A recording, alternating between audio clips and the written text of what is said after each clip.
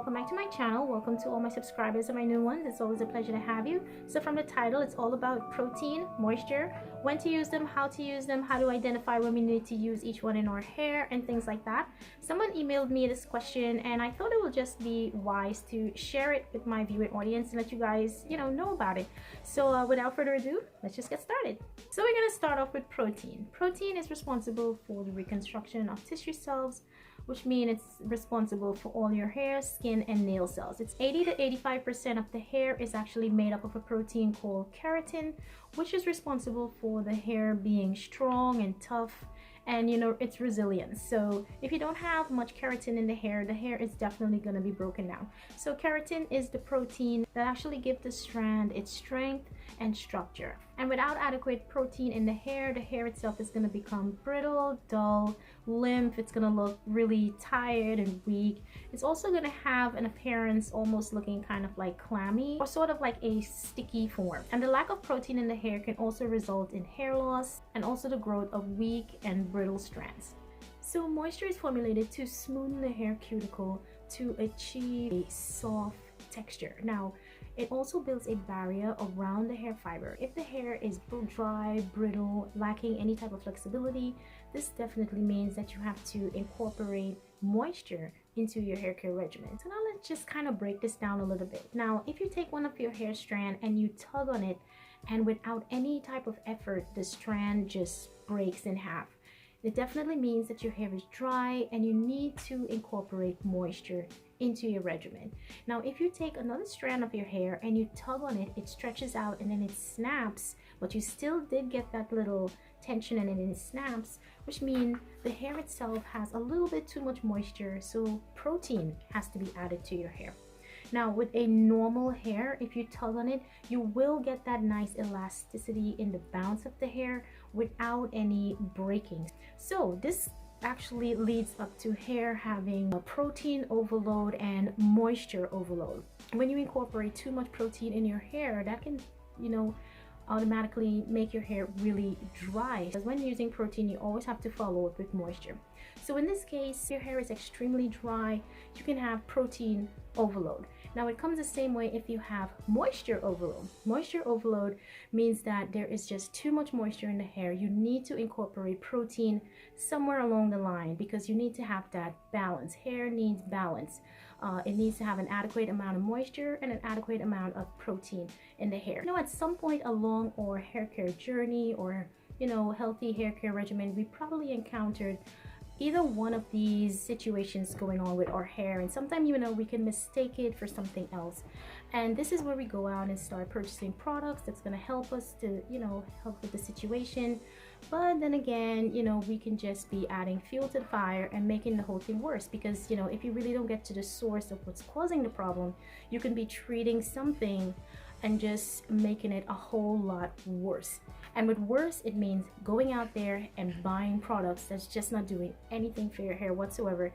In reality, you're just wasting money. And you wonder why your hair is not progressing, why it's not retaining length. It's because you have to do research. You have to read labels to know exactly what's going on with your hair. You just can't be treating a situation and lost and not sure what it is, or just kind of like guessing or following somebody else's routine and things like that, because all hair is different. Going out there and getting products, looking at labels, it could be a little confusing. Those ingredients can be like gibberish. You don't understand all these big words, but there are buzzwords that you can look for on labels itself. So in this case, if you want to add moisture into your hair, look for labels as far as moisture. You look for deep moisturizers. You look for words like intense moisture, things like that. Those are going to give you an idea that this is the particular type of product that you are looking for. On the other hand, I would say stay away from shampooing your hair regularly. If you are trying to incorporate moisture into your hair,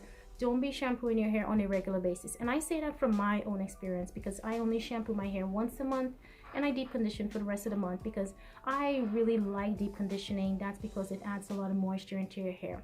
So in this case, if you are trying to get moisture back into your hair, stay away from a lot of shampooing, because shampoo does strip the hair of a lot of its natural oils. So you want to stay away from that. You can probably tone down to probably every 2 weeks, or you can do once a month, but every week or every day, you know, that's definitely gonna have to be out of the situation because you're just gonna be making matters worse. You also want to stay away from products that does contain any type of protein in there. You're going to have to be looking at labels and paying attention to make sure that you don't sneak any of those ingredients into any of your products that you're trying to achieve a certain type of luster to your hair, whether it is moisture or if it's protein.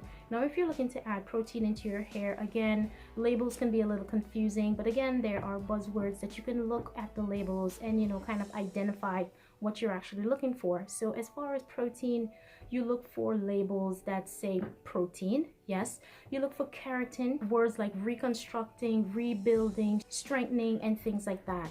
If you're more on the natural side, you know, there are natural ways that you can also incorporate protein into your hair care regimen. You know, there's the all natural eggs that we have all used already.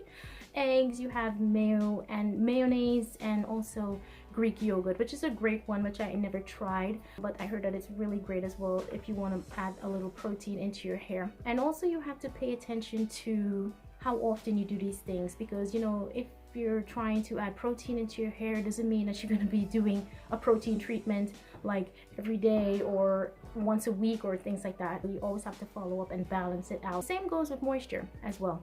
So you want to make sure that you're doing these things at an ample amount of time. You have some space in between where you incorporate this into your hair care regimen. Sorry for all the background noise, guys. When family visits, they cannot stay quiet. It's easy to visualize, touch, and analyze hair, but there's also another way that you can go about testing your hair to see exactly where you lie, and it's called a hair porosity test.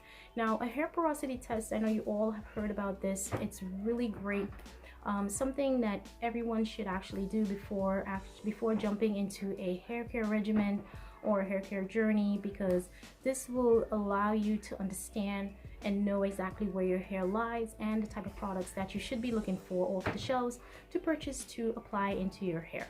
Now, again, it's really simple to do a hair porosity test. Again, you're going to be using a strand of your hair. Yes, you take a strand of hair. It has to be clean, not hair that has been weighed down or a couple of days old, that's been piled up with grease and, you know, products or anything like that. You want a fairly nice, clean strand of hair. So probably right after you wash your hair or something like that, you take a nice clean strand that's free of any type of debris or products. A little bowl of water, and you take that hair and you place it right on top of the water. Don't shove the hair down. You just let the hair just sit right there.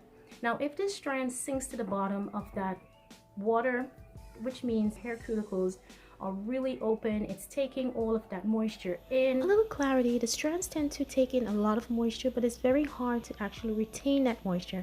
This type of hair is usually over-processed or damaged in some sort of way. So in this case, protein needs to be added to your hair, and you have high porosity hair.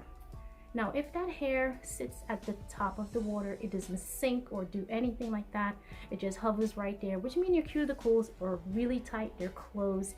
It's not absorbing any type of moisture, which means you have dry hair. That you need to incorporate moisture into your hair, and you have low porosity hair because your hair is not open to absorb or take in any type of moisture whatsoever. Everything is just like rolling off your strand of hair. It's not taking anything in. That is low porosity hair. Now, if that hair hovers in the middle of the water, that means you have normal strand of hair. So you have normal porosity. You have an equal balance of moisture in your hair, and you have an equal balance of protein in your hair. So your hair is pretty much at a good standing. So you have to remember that all hair is different. Pay attention to your hair and your hair needs. What someone else does with their hair may not work for you, and vice versa. You have to build that relationship with your hair to truly understand exactly what your hair needs. So I hope this video was a little helpful. Thank you guys so much for watching. Do comment, like, and subscribe. Don't forget to hit that bell on your way out to be notified of all my future videos. And I'll catch you in my next video. Bye!